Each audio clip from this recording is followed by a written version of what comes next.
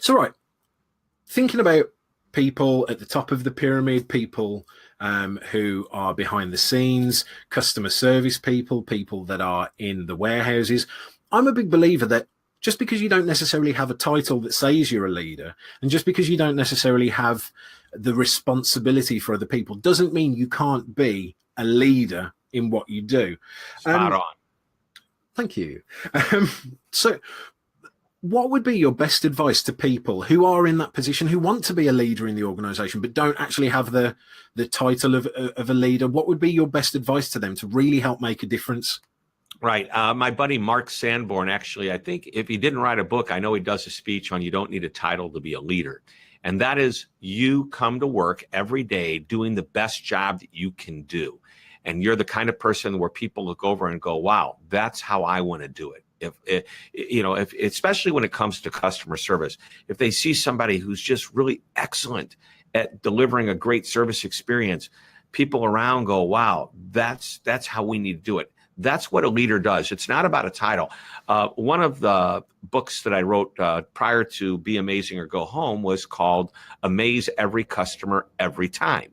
And in that book, there's 52 tools that are, and the first tool is to act like an owner. And by the way, I call them tools because I use a hardware store as an example of a role model throughout, because it's a simple concept. Everybody's been to a hardware store.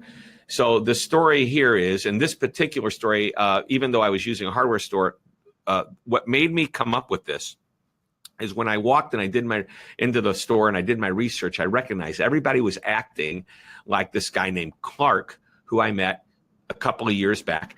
The Clark worked at a pizza restaurant. And one day, he was just a kid, 18 years old. One day, somebody asked him, excuse me, but are you the owner, or at least the son of the owner? And he goes, well, why would you ask that? And the customer said, because you are so good and you're trying so hard to make our evening enjoyable. We thought, you're not normal. You've got to be the owner or the owner's son. And he smiled. At that moment, he realized, I want every one of my customers to think that I'm the owner. I want to be that good. You don't need the title to be a leader. You don't need the ownership to act like an owner.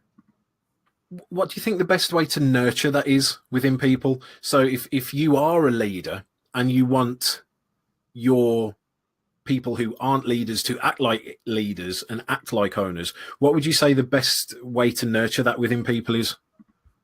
Sure. The first is to be the kind of owner that people would want to be like.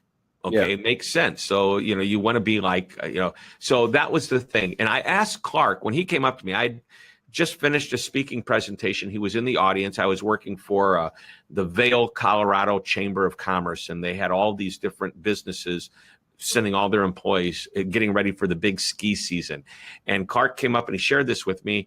And we talked about it. Number one, his boss, the owner, was somebody that he wanted to be like. So that's number one. Number two, and this is huge, the boss empowered Clark to do what it took to make people, to make his employees feel like they could do what's necessary to take care of the customer. Hence, they could act like an owner.